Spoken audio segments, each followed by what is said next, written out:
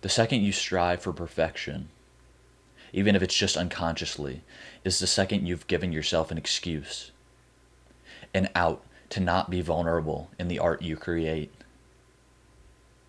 Because increasingly, perfectionism has a connotation of not being a good thing, but people still use it as an excuse as to why they're procrastinating and putting off work that matters to them. It's the same way when people say, I'm bad at remembering names. No, you're not. No one's bad at remembering names. They choose not to remember names. They choose not to work on that. And in the same way, being a perfectionist is something you have to work against. You have to feel comfortable, get comfortable with the small imperfections.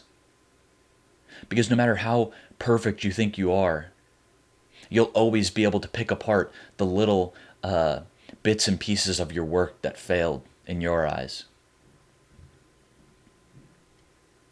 So I recommend be an imperfectionist.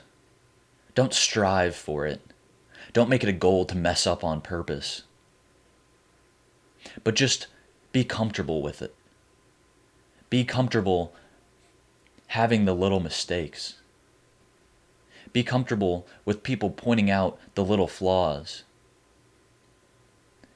And you can say, I'll integrate that into my next piece, into my next project. I'll learn from it, sure.